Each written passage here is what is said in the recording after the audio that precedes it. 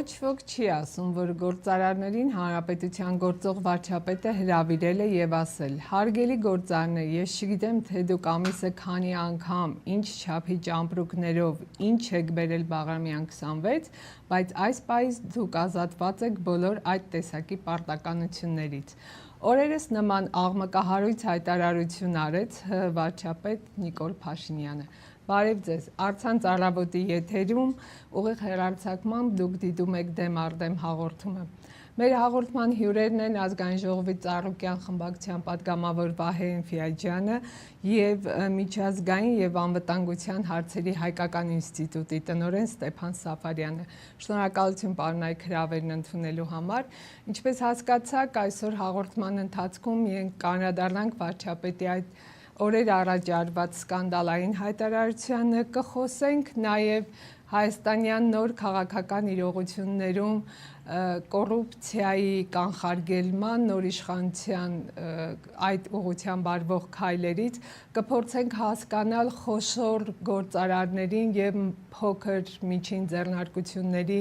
աշխատանքի համար ինչ հնարավորություններ են ստեղծում քաղաքական նոր իրողությունները։ Կանդրադառնանք նաև բարեգործությունը սահմանափակող կառավարության նախաձեռնությունը։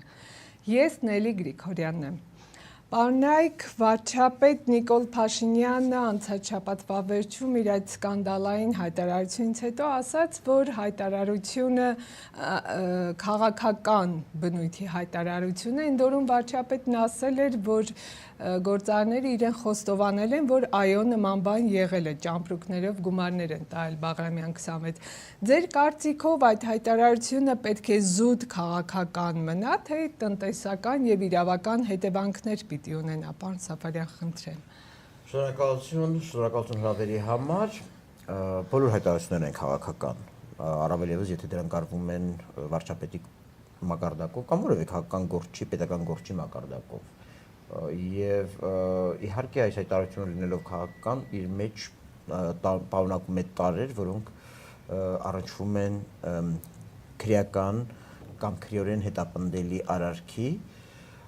Այս կտրվածքով ուզում կուզենայի ասել հետևյալը, մանավանդ դիտարկելով Նիկոլ Փաշինյանի եւ նրա կառավարության որդեգրած մոտեցումներից վերջին շրջանում։ Կա խնդրի լուծման երկու ձև։ Անշուշտ մեկը գնալ քրեական ճանապարհով,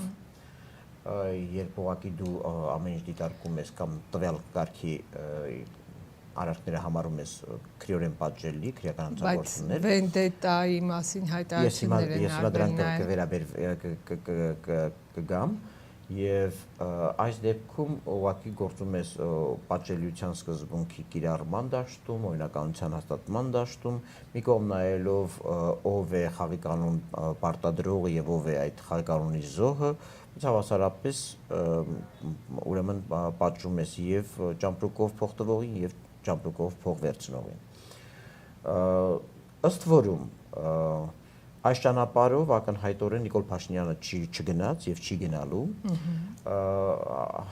ոչ միայն այդ հայտարարության պատճառով, որ վենդետաներ չեն լինելու, վրեժխնդրություններ չեն լինելու եւ հետապնդումներ չեն լինելու, այլ նաեւ ուզում եմ հիշեցնել նրա մեկ այլ ելույթ, որտեղ խոսում էր անցյալի եւ ներկայի միջև գիծ քաշելու մասին։ Հիմա վերանալով ուղղակի հայաստանյան իրականությունից այս երկու ճանապարհն են հնարավոր, կամ գիծ քաշել, գնալ այսպես կոչված ինդուլգենցիայի ճանապարհով կամ ինչպես կանվանեք համաներում, համազգային համաներում հայտարարելու ճանապարհով, ասելով, որ այլևս չենք անում այն, ինչ նախկինում արել ենք, այժմ խաղի կանոնները այլ են, եթե անգամ դուք նախկինում գործել եք հանցագործություններ, ապա այսօր միակ պայման այն է, որ նույն հանցագործությունները չգործենք։ Եվ երկրորդ ճանապարհը օրինականության հաստատման ճանապարհն է։ Ասել թե որ ճանապարհն է լավը կամ վատը, ճիշտն ասած, շատ տարբեր կլինի շատ տարբեր երկրների օրինակով։ Մենք Հայաստանի պարագայում կարող ենք ասել, որ վատ է, որ այդ ճանապարհն է, որովհետև Հայաստանը տակավին կարիք ունի իսկապես պատժելիության սկզբունքի կիրառման։ Ի վերջո, այսպես կարելի է ներել բոլոր հանցագործությունները եւ անցնել առաջ։ Եվ այստեղ խնդիր է, արդյոք պետք է ներել ամեն ինչ։ Եվ կա երկրորդ տարբերակը, որը երևի թե մասամբ էլ պայմանավորեց Թավշյա հեղափոխության ընթացքը, Դա այն է, որ ակնհայտորեն տեղի ունեցավ քաղաքական համաձայնություն Նիկոլ Փաշինյանի եւ Սերժ Սարգսյանի միջև իշխանության կամ կառավարության լիազորությունները խաղաղ եւ անցնցում փոխանցելու շուրջ, ինչը նաեւ Նիկոլ Փաշինյանը ստիպում է գնալ կամ ուղղորդում է գնալ երկրորդ ճանապարհով, այսինքն որքան էլ եթե նույնիսկ ինքը անձամբ համարի, որ դրանք քրեորեն պատժելի արարքներ են, միևնույնն է ինքը գնում է այդ քաղաքական պայմանավորվածությունները հարգելու ճանապարհով, որովհետև ձեռք է բերվել պայմանավորվածություն իշխանությունը խաղաղ փոխանցել եւ մենք տեսանք, որ անգամ ՀՀԿ խմբակցությունը կարող է Սերժ Սարգսյանի մասնակցությամբ կամ ցանկությամբ կողմ քվեարկել եւ վարչապետ ընտրվելիս եւ ծրագիր հաստատելիս եւ վերջին բառը բամ Էմֆիաջյանի փոխանցելու առումով ես կարծում եմ վարչապետները այնուամենայնիվ պետք է զգուշավոր լինեն հայտարարություններում, որովհետեւ անկախ նրանից որ ճանապարհով է գնում միևնույնն է խոսքը վերաբերվում է հանցավոր արարքի եւ այստեղ պետք է չափազանց սպառիչ լինեն բացատրությունները թե ինչու է գնում այդ ճանապարհով, որպեսզի հանրությունը ոչ թե կույր հավատով հետևի դրան, այլ հասկանա, որ դա ճիշտ է, դա լավ է, որովհետեւ այս պահետրությամբ մենք ընդհանրապես ունենք տակավին քաղաքական կամքի վրա հենվող պատժելիության մեխանիզմի կիրառում եւ ոչ ավելին։ Պարոն Էմֆիաջյան, դուք ներկայացնում եք մի քաղաքական ուժ, որտեղ բավականին շատ գործարարներ կան, մանր եւ միջին, անգամ քաղաքական ուժի ղեկավարը ինքը խոշոր գործարարներից է։ Դուք տեղյակ եղել եք կամ երբևէ լսել եք, որ գործարարները ճամպրուկներով գումարներ են տալ Բաղրամյան 26 եւ առհասարակ ինչպես եք վերաբերվում այս ամենին, այն համատեքստում, որ ձեր քաղաքական ուժը այժմ Նիկոլ Փաշինյանի կառավարության կողքին է կանգնած, սատարում է այդ կառավարությանը, կառավարության անդամներ ունեք դուք։ Նախ մի փոքր ձեր հարցի ձևակերպման հետ կապված մի փոքր ուղղությունեմ ու անցնեմ բուն հարցին, թե մեր խմբակցության ներկայացուցիչները, թե կուսակցության ներկայացուցիչները, առավել եւս կուսակցության ղեկավարը այն ինչի մասին դուք խոսում եք, դա պատկանում է նրան ընտանիքին եւ այդ ամենը հանձնված է կառավարման օրենքով սահմանված կարգով եւ որևէ օրենքի տակ խախտում չկա։ Խոսակցություններ եղել են, լսել եք նման ճամպրուկներ, գումարներով ճամպրուկների մասին։ Պարզապես խոսակցությունների մակարդակով վերլուծություններ չանեն, կոնկրետ վարչապետի հայտարարություն է հնչել, մամուլում տեղ է գտել եւ մեր իրականության մեջ բազմաթիվ լրատվական դաշտում հրապարակումներ են տեղի ունեցել նման հիմնախնդիրների հետ կապված, կարող ենք ընդհանրապես ավելի ընդգրկուն դարձնել այս հարցը, որ երկրում ներդրումներ անելու պարագայում 50-50 փայ են մտնում, երկրում անբարենպաստ պայմաններ, հարկային տերոր է տեղի ունենում, վարկային պայմանները բարենպաստ չեն, մի շարք հանգամանքներ կարող եք այս ամեն ինչի հետ կապված նաև էլի որպես բաղկացուցիչ մարզ բարձրաձայնենք եւ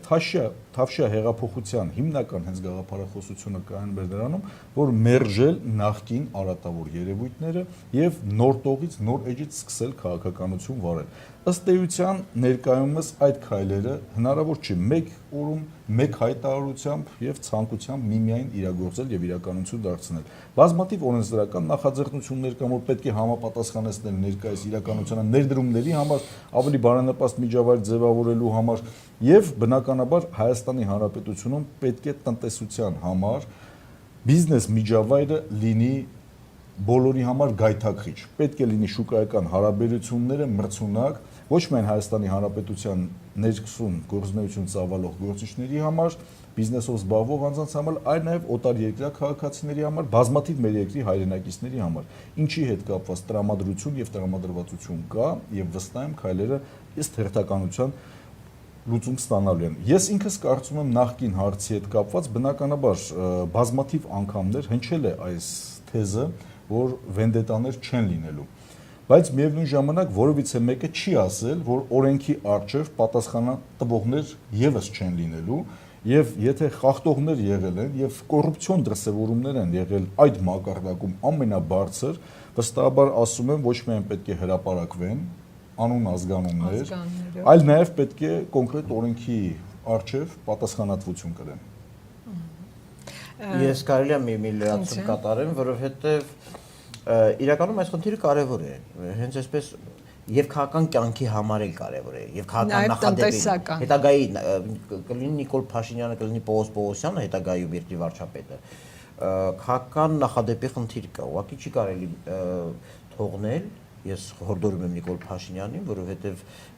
իր այդ հայտարարությունից հետո այնուամենայնիվ իսկապես պետք է համոզիչ բացատրություններ տրվեն։ Անկախ նրանից ինքը որ ճանապարհով է գնում, միևնույնն է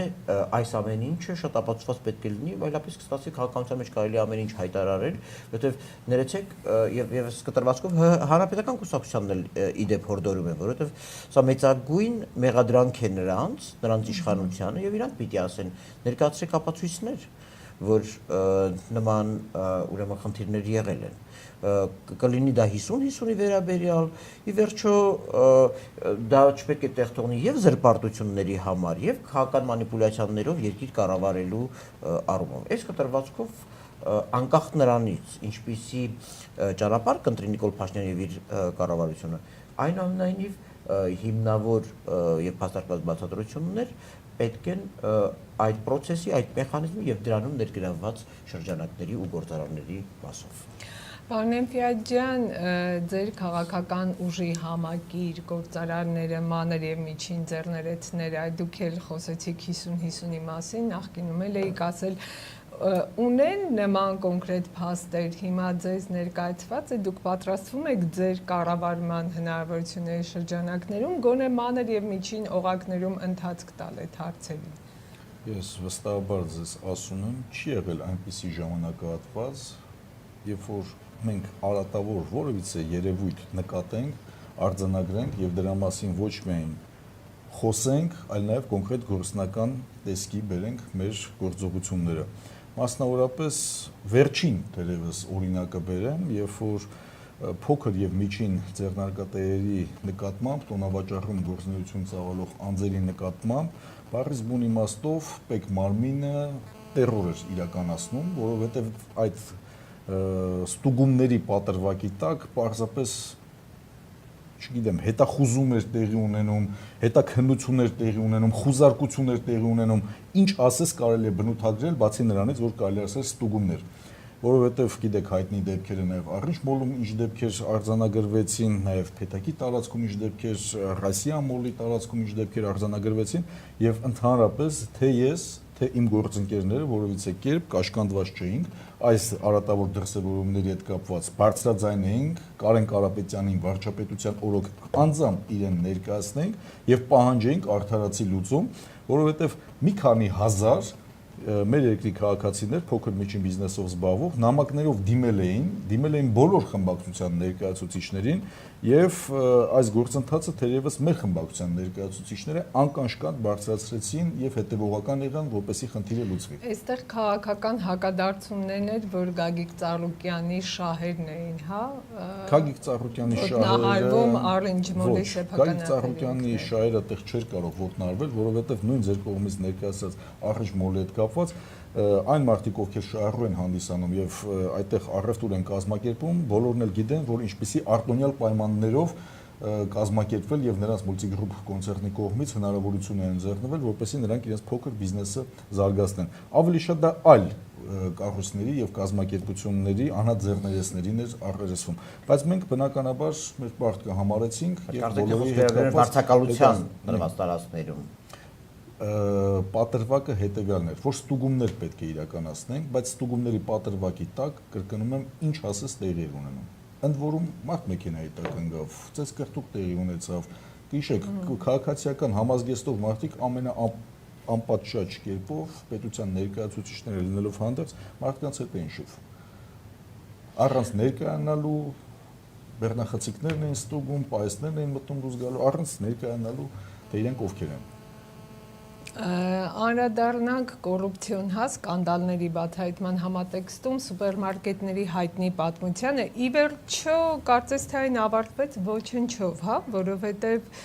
նախկին պայմանավորվածությունները շարունակում են գործել եւ մինչեւ ամսի 5-ը, եթե ճիշտ եմ հիշում, պետք է օրենսդրական նախաձեռնություններ բերվեին ազգային ժողով, որպեսզի դաշտը հստակեցվեր եւ սուպերմարկետների, հա, սեփականատերերը հասկանային ինչպես են այլևս աշխատելու, սակայն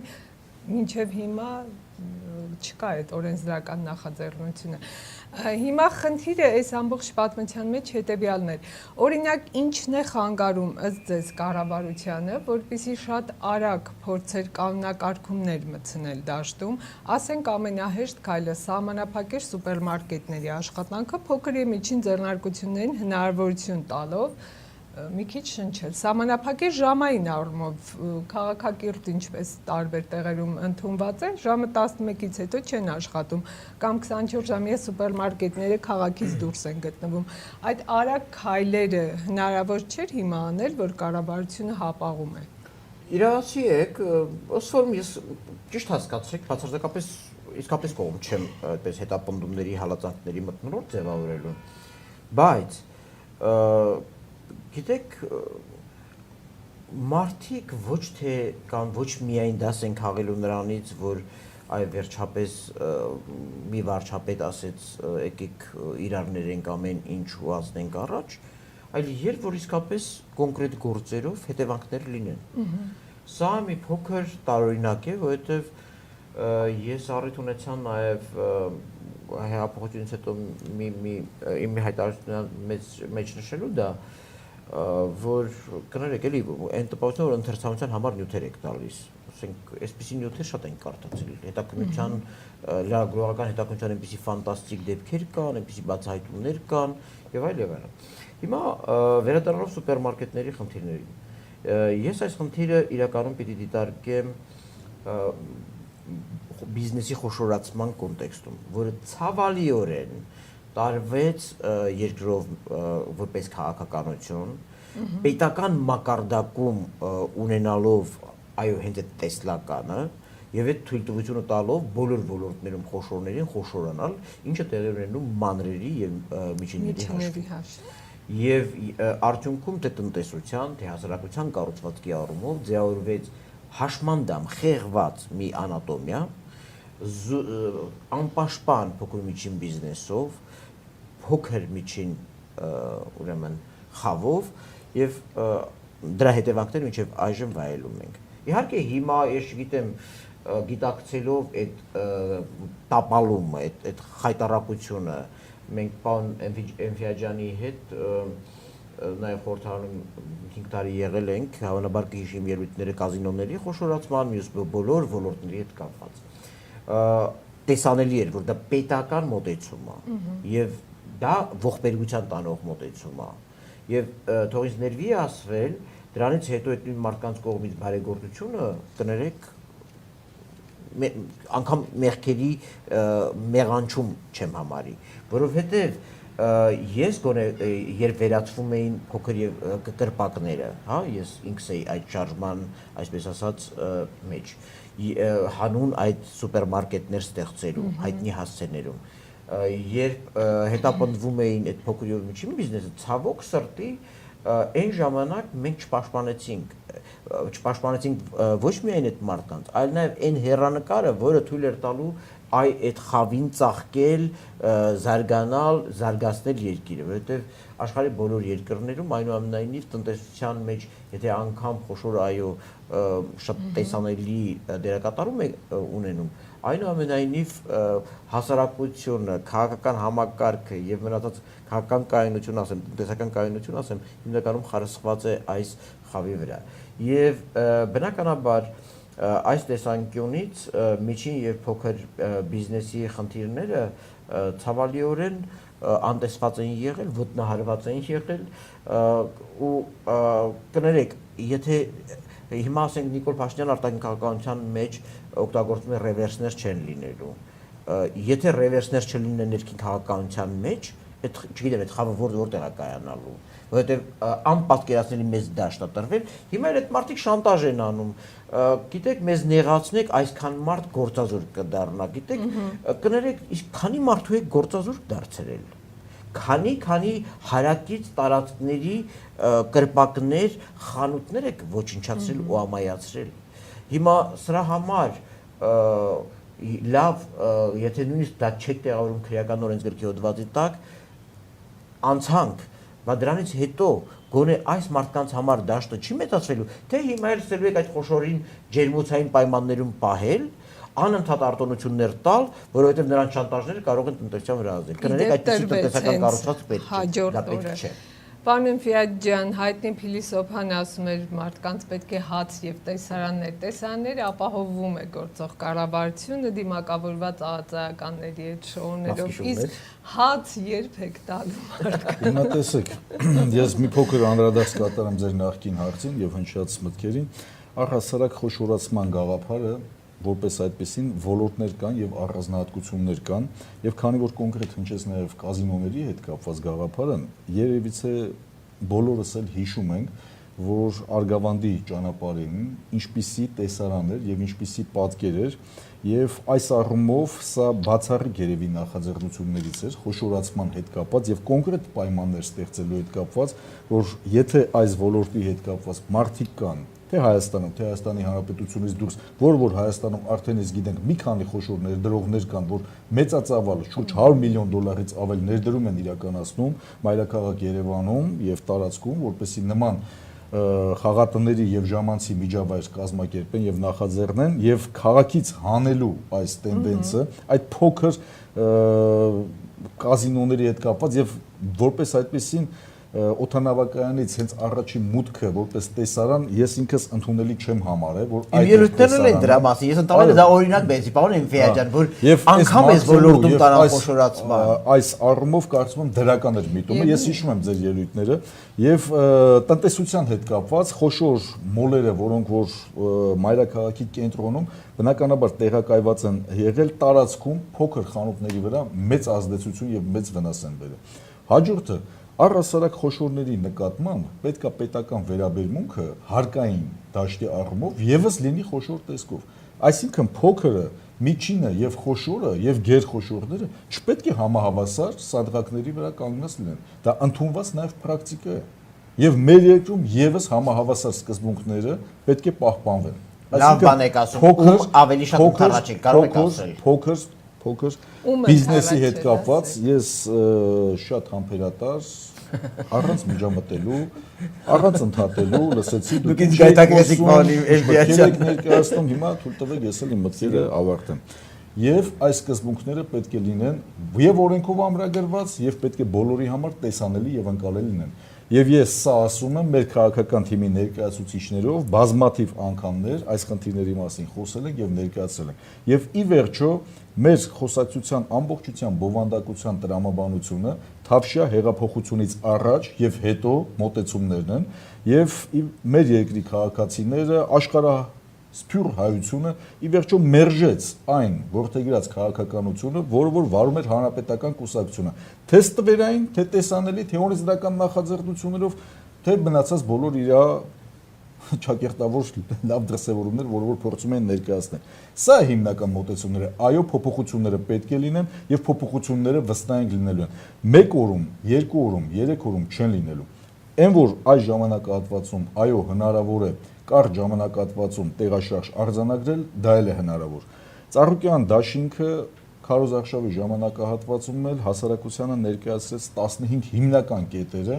որոնց մեջ նաև ներառված էին հենց այն խնդիրները, ինչի մասին խոսեցինք։ Եվ այսօր էլ բարձրաձայնում ենք, որ այդ կետերը անհրաժեշտ են, որպեսզի մեր երկրում փոփոխություններ արձանագրել։ Այս կետերը իրագործելու պարագայում շատ կարճ ժամանակահատվածում մեր երկրի քաղաքացիները դրական տեղաշարժ արձանագրելու են։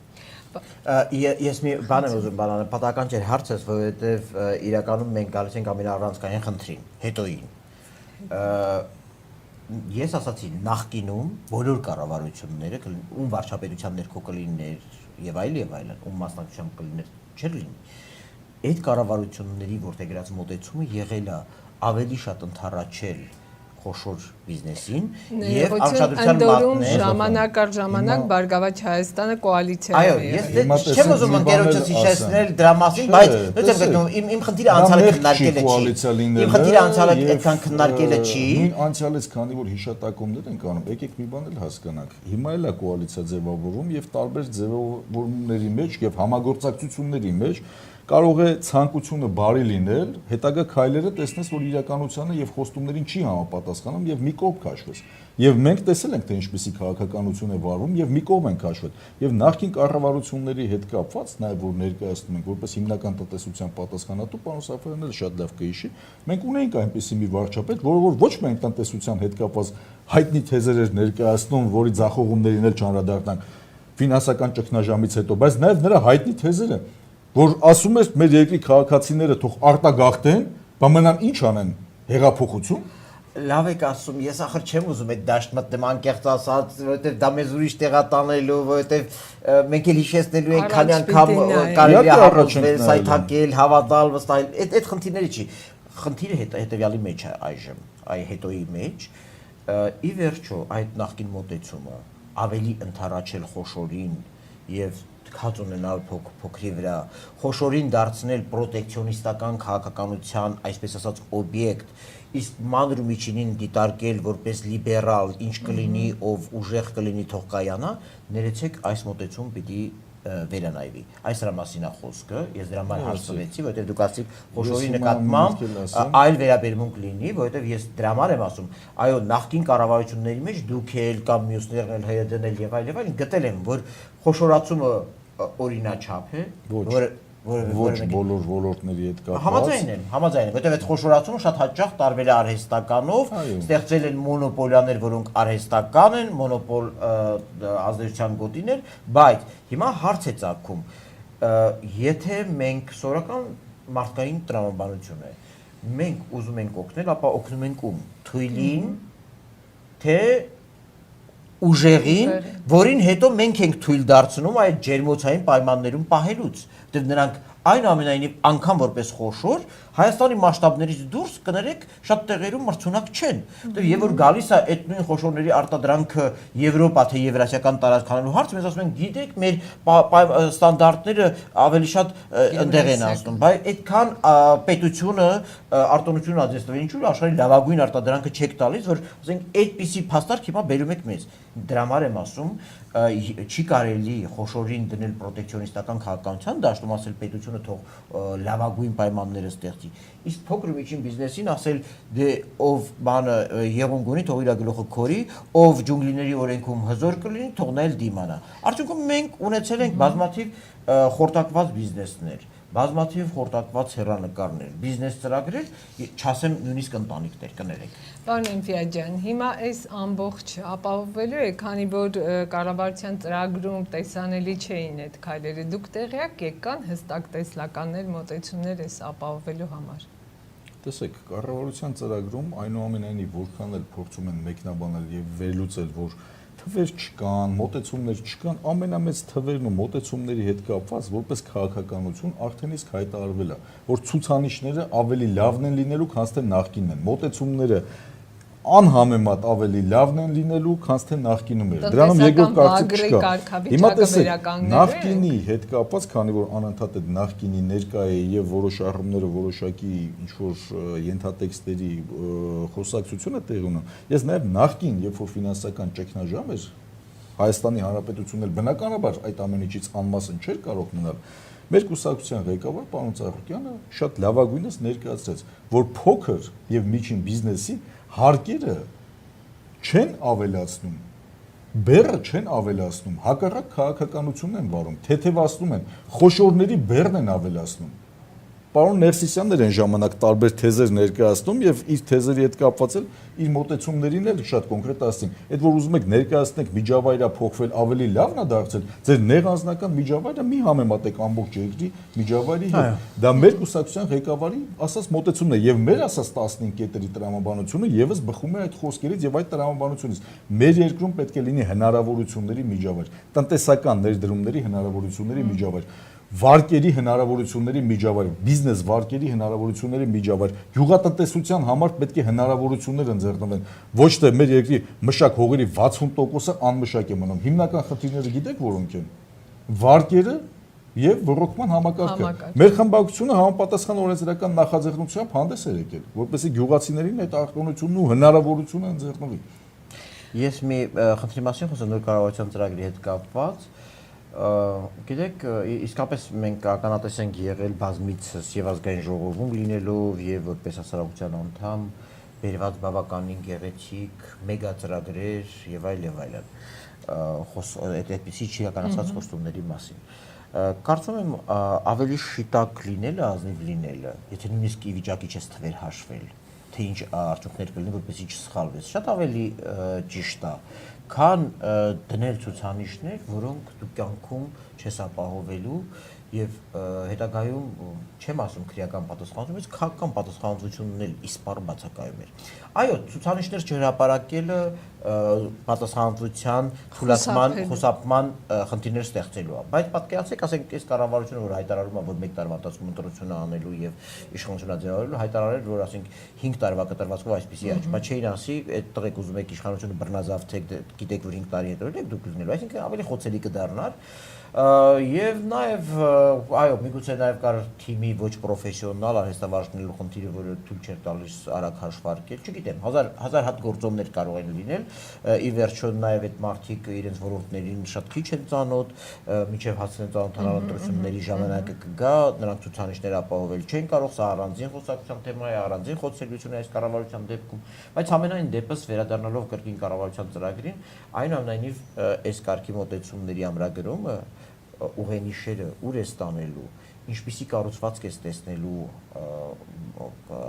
տնտեսության մեջ, փոքրի միջին բիզնեսի նկատմամբ ինչպիսին է լինելու, խոշորի նկատմամբ ինչպիսին է լինելու, այս կարգի բաները հաստատապես արժե շարադրել։ Պարոնայք, մեր հաղորդման ժամանակը սպառվում է, ես կխնդրեմ շատ կարճ անդրադառնանք կառավարության ծրագրում տեղ գտած մի ուշագրավ դրույթի, որը կարծես ուշադրությունից դուրս մնաց, երբ որ Նիկոլ Փաշինյան ներկայացնում էր ծրագիրը, ասաց հետևյալը. ամեն գործարի ԱԱԾ-ական ազգային անվտանգության ծառայության աշխատանքից պետք է կցվի հետագայում հավանաբար նրա անվտանգությունը ապահովելու կամ գուցե հետո տրանսֆորմացվի այդ ցանկությունները։ Սա ո՞նց է վերաբերվում սրան, արդյոք սա ներդրողներին կգրավի, թե հակառակ էֆեկտը կունենա։ Կխնդրեմ եւ նաեւ ամփոփեք արդեն։ Ներդրողներին ոչ ԱԱԾ աշխատակից կցելու, ոչ որևէ այլ կերպով չես կարող ուրեմն հրապուրել։ Եթե մենք խոսում ենք, դա կապում ենք նոր ներդրումների հետ, պիտի հասկանանք, մինչև երկիրը չի կայունացել եւ չի ձևավորվել կայուն իշխանություն, իսկ այսօրվա իշխանությունը հաստատապես կայուն չէ, մինչև այս անցման process-ը, տրանզիտը չի ավարտվել, ներեցեք, նույնիսկ նրանք, ովքեր մտադիր են գալ Հայաստան, կլինեն ցակումով հայ, թե որևէ այլ ազգի,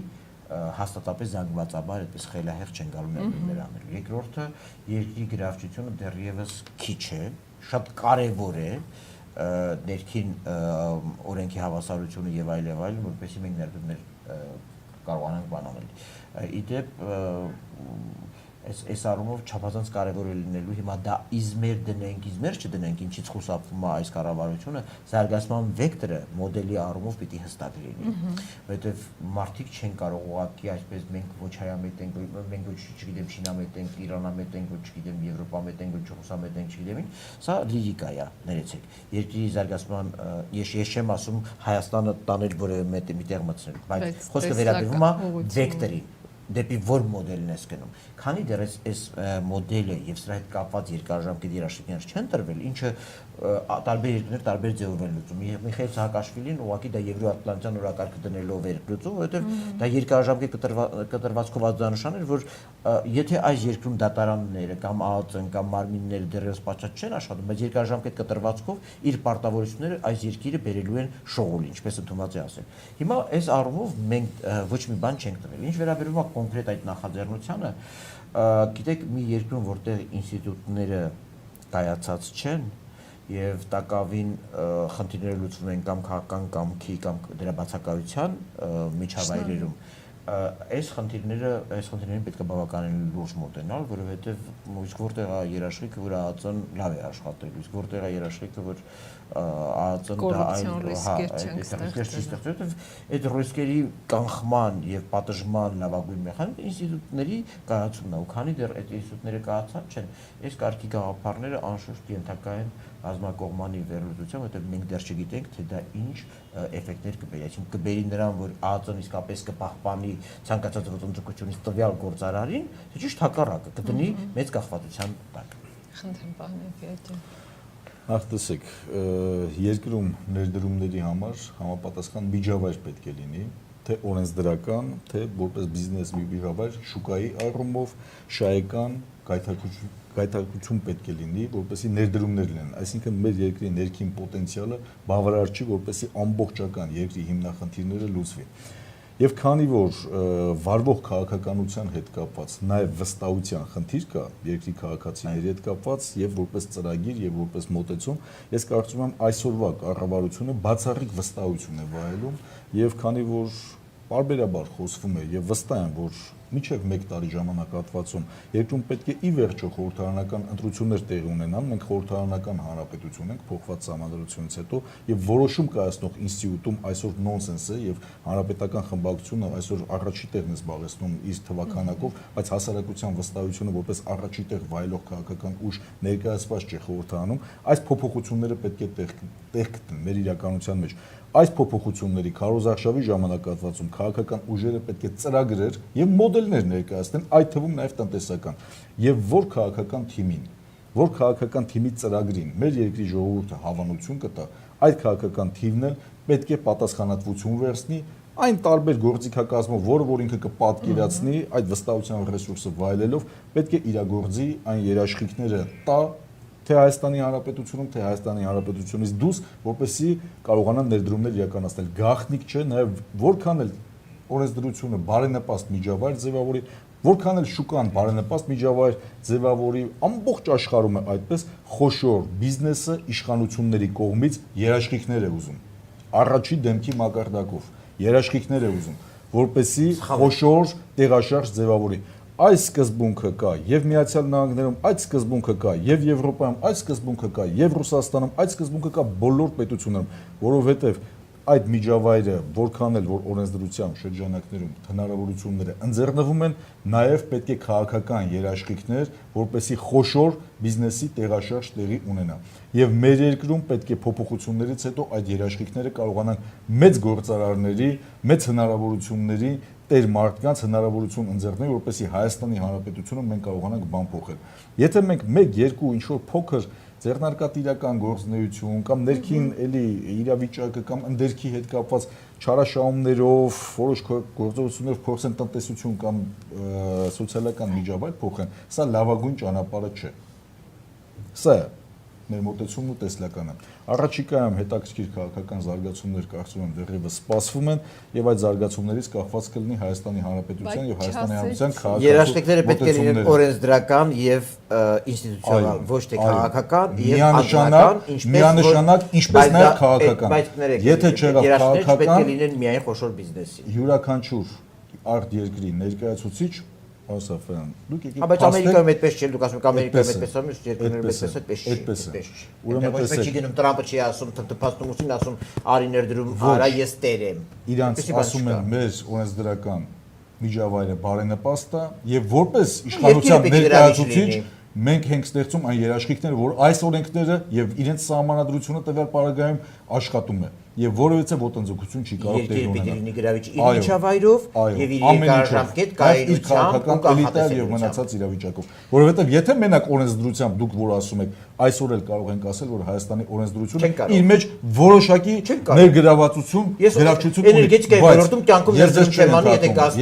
Գազպրոմին տվել բայց եթե քո օրենսդրությունը կա, բայց քո երկրում ասում են, եթե դու գազ բիզնես միջավայրում ուզենաս ներդրում իրականացնես, քո 50% փայն մտնելու, կներես երաշխիքները ո՞րն է, օրենքով պատժելու չի։ Ես մեր երկրում ներդրում չեմ անի վերականգնողական էներգետիկայի ոլորտում, որովհետեւ ձեր կողմից վավերացված գազային պայմանագրերով,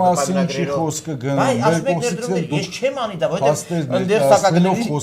ոչ թե ընդհանուր առմամբ ինչ-որ մոտեցումներ, ես կոնկրետ փաստեր ներկայացրի։ Ես ասում եմ օրենսդրությամբ արդեն անհավասար պայմաններ տրված են։ Հիմա Հայաստանից դուրս օտար երկրի քաղաքացի, եթե ուզենա մի քանի միլիարդ դոլարի ներդրում իրականացնել։ Որտեղ, որ ոլորտում։ Ասեք ես պայմանական էներգետիկ, պայմանական էներգետիկ։ խորհուրդ չեմ տանեն։ Գիտեք ինչու։ Մի րոպե, կներեք։ Գազային պայմանագիրը, դրա Բայց մի հավելվածները, րոպե, սահմանները ինչպես են հաշվարկում, ով ինչ մոնոպոլ իրավունքներ ունի, երբեք ինչու թույլ չտա։ Դուք եք ասում, բայց Միացյալ Նահանգների ներկայացուցիչները նաև հաշվարկ են ներկայացել, որ Հայաստանը էներգետիկ ներդրումների առումով բավականին մեծ գրավչություն ունի։ Ահա, եւ բացի որ օրենսդրությունը բարենպաստ է եւ գրավչություն ունի եւ Հայաստանը կարող է միայն այս ոլորտում շուրջ 8 միլիարդ դոլար, բայց չէ ընդհատում ես ինչ մշակույթ է։ Այդ դեպքում ինչու՞ չեք միացանալի դեսպանին ասում, որ ինքը տեղյակ չի դրանից։ Ունեցեք, հավասար խոսում եք 8 միլիարդ դոլարի ներդրում իրականացնել։ Պոտենցիալի մասին։ Եվ ինչի մասին է խոսքը գնում, երբ որ այդ երաշխիքները չկա։ Դրան զուգահեռ քո երկրում ասում են, որ եթե մեծ բիզնեսում միջավայրում ներդրումներս իրականացնում, քո այդ փայ են մտնում։ Ընկեր ջան, ինչի մասին է խոսքը։ Ուրեմն նայեք, դրանից հետո Միացյալ Նահանգների դեսպանը մի քանի Ինչ եղավ դրանից։ Ձեր ազատ հայտարարությունից հետո Միացյալ Նահանգների դեսպանը քանիցս կրկնում ասում է ընկերներ, եթե որոտանը եկավ, մի մտածեք, որ դա բերովի է, դուք պիտի այդ պայմանները ստեղծեք եւ երկրորդը ու բառացիորեն ցիտում եմ, այդ դաշտում պետք է ռուսական, եվրոպական, ամերիկյան եւ բոլոր ընկերությունները մրցակցեն հավասար պայմաններով։ Ահա եւ իմաստի Այսինքն իրենց ներ քաղաքական շահերից են խոսում, ելի քաղաքական երաշխիքներ են ուզում։ Եկանք հասանք տեղ։ Քաղաքական չեն ուզում են օրենսդրական երաշխիքներ, որ հավասար է լինելու մրցակցությունը իր տեղում դրած են։ Եվ այդ երաշխիքները, այդ տոնիկներն են տվել, որ այդ հաշվարկները արել են։ Շնորհակալություն պարոնայք, մեր հաղորդման ժամանակն ավարտվեց, հիշեցնեմ Առավոտ.am կայքում ուղիղ հեռարձակմամբ դիտում եք դեմ առ դեմ հաղորդաշարը, մեր հյուրերն էին Ծառուկյան խմբակցության պատգամավոր Վահե Էնֆիաջյանը եւ Միջազգային եւ անվտանգության հարցերի հայկական ինստիտուտի տնօրեն Ստեփան Սաֆարյանը։ Հաղորդումը վարեց Նելի Գրիգորյանը, շնորհակալություն։